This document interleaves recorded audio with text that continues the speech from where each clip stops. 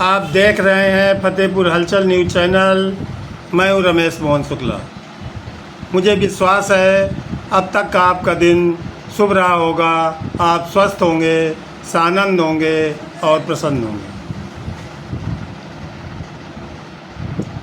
साथियों, इन दिनों फतेहपुर में कई प्रकरण काफ़ी चर्चित हैं। फतेहपुर में ग्राम विकास के नाम पर गांव में हो रहा भ्रष्टाचार अपनी चरम सीमा पर है, जिसके लिए आए दिन कलेक्ट्रेट में तमाम गांव के निवासी आकर के प्रदर्शन, धरना और ज्ञापन दे रहे हैं।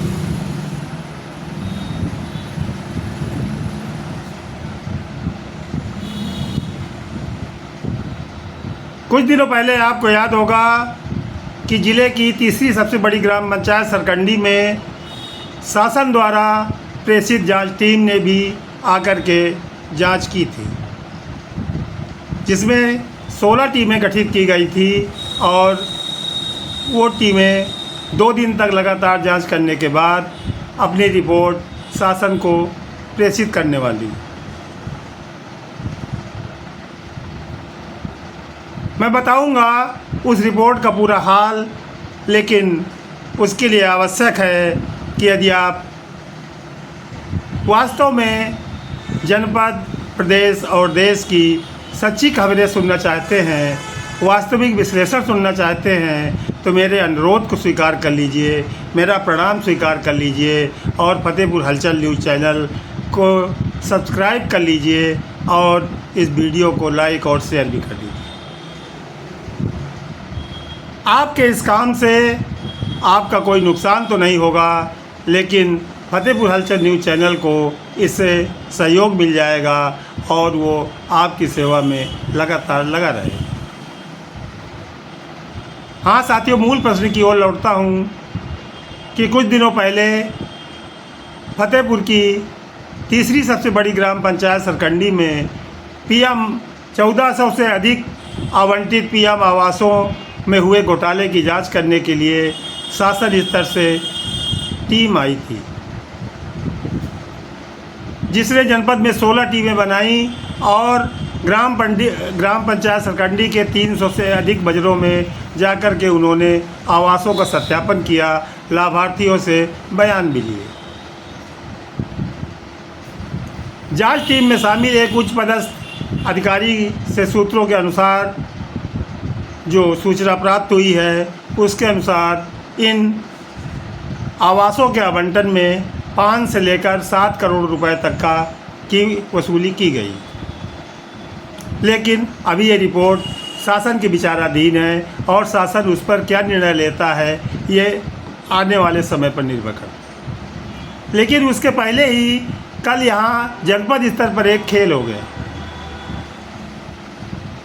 जब तथाकथित 3 महीने पुरानी परियोजना निदेशक DRDA की जांच आख्या के आधार पर मुख्य विकास अधिकारी पवन कुमार मीना ने ग्राम पंचायत सरकंडी के PM आवास घोटाले में मनरेगा अंश की मजदूरी के भुगतान से संबंधित पकड़े गए 55 लाख से अधिक धनराशि के फ्रॉड में 10 कर्मचारियों के ऊपर FIR दर्ज कराने के आदेश दे दिए।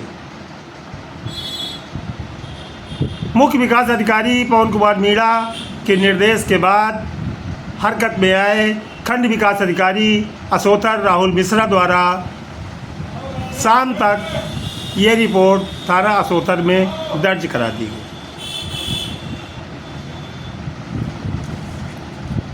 इस रिपोर्ट में जिनको नामजद किया गया है, उनमें 2 JE RES जो कि सेक्टर अधिकारी के रूप में नियुक्त थे, 2 कंप्यूटर ऑपरेटर, 1 अकाउंटेंट, 2 पंचायत सचिव और 1 APO सहित 1 पंचायत कर्मी भी शामिल हैं।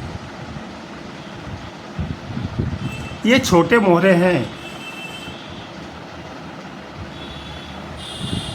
यद्यपि यह औपचारिकता की गई है कि उस बड़ी जांच रिपोर्ट में आने के बाद, उस बड़ी जांच रिपोर्ट के आने के बाद जो गाज जनपद स्तरीय अधिकारियों पर गिननी थी, उन्होंने अपने बचाव के लिए एक ये FIR करवा दी है, जिसमें सारे के सारे छोटे कर्मचारी।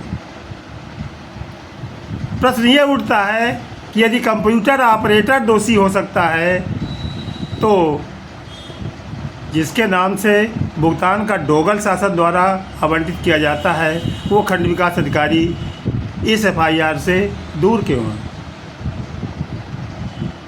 इस संबंध में जो आज मुख्य विकास अधिकारी का बयान तमाम समाचार पत्रों में छपा है, वो भी एक हास्यास्पद है। मुख्य विकास अधिकारी के बयान के अनुसार खंड विकास अधिकारी अभी जुलाई 25 में वहाँ नियुक्त हुए हैं, इसलिए उनके ऊपर FIR नहीं लिखाई गई, और क्योंकि इनके कार्यकाल में कोई आवास आवंटित नहीं किया गया।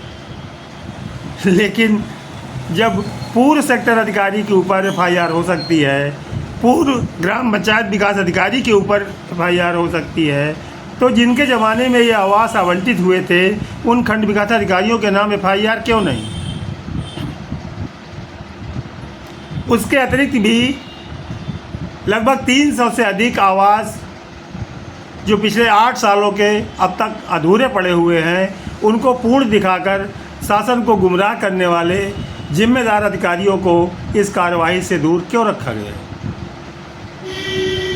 ये मूलभूत प्रश्न हैं जो आम जनता को उद्वेलित कर रहे हैं। आपको बताता चलूं कि इस FIR के 2 दिन पहले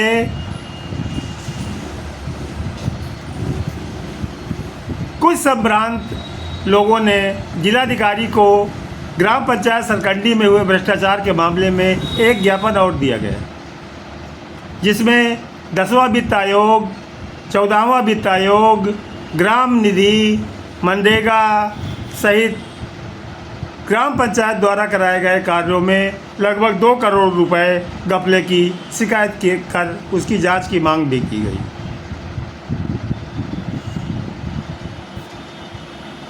ये तो एक नमूना है जो कल FIR हुई है, जिसमें 55,46,000 रुपये का घपला दर्शाया गया।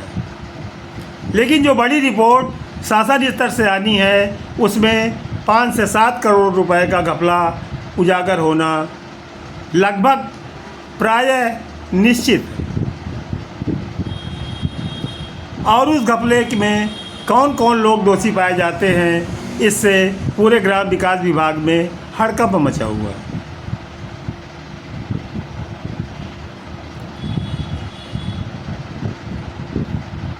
ये तो थी ग्राम पंचायत सरकंडी के संबंध में एक सूचना। ग्राम पंचायत सरकंडी के बाद जो उच्च पदस्थ सूत्र बता रहे हैं, वो ये है कि हंसुआ विकासखंड की एक और चर्चित ग्राम सभा खेसान भी जांच के दायरे में है। वहाँ के ग्राम पंचायत खेसान के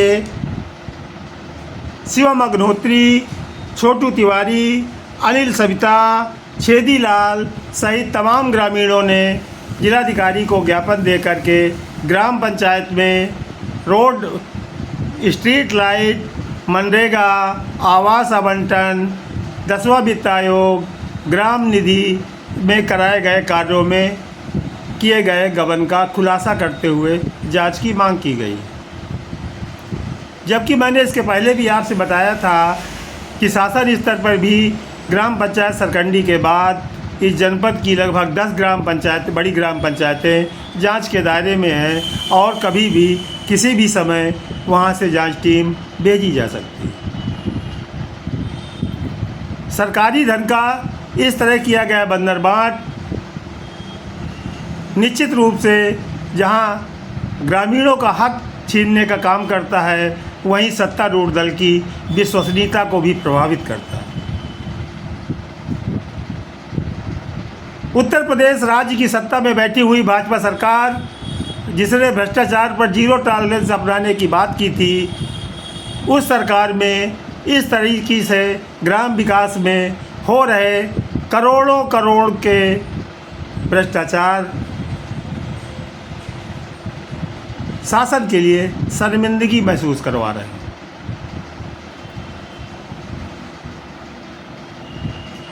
इसी तरह तमाम ग्राम पंचायतें हैं इस जनपद की जहां पर करोड़ों के घोटाले किए गए,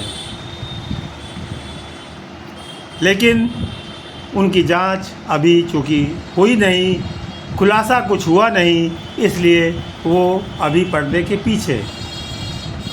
लेकिन यदि यही गति रही शासन की, चूँकि पंचायत चुनाव भी 2026 में होना निश्चित है और इसीलिए शायद गांव का हर जागरूक मतदाता अब सक्रिय हो गया है वर्तमान प्रधानों के भ्रष्टाचार को उजागर करने की। ये वही ग्रामवासी हैं जो 5 साल तक चुपचाप बैठे भी रहे और ये भ्रष्टाचार का खेल देखते भी रहे, लेकिन तब किसी ने हिम्मत नहीं की। लेकिन अब अगर हिम्मत कर रहे हैं तो शासन का यह नैतिक दायित्व है कि उनके द्वारा लगाए गए आरोपों की वो विधिवत जांच कराए और दोषी पाए जाने वाले, चाहे वो जनप्रतिनिधि हों या सरकारी कर्मचारी, उनके ऊपर कठोर विधिक कार्रवाई भी की जाए। सरकंडी में की गई एफआईआर अभी एक झांकी है, अभी तो इस गांव पंचायत की बड़ी पिक्चर आनी बाकी है। आप देखते रहिए फतेहपुर हलचल न्यूज़ चैनल। मैं हूं रमेश मोहन शुक्ला। धन्यवाद।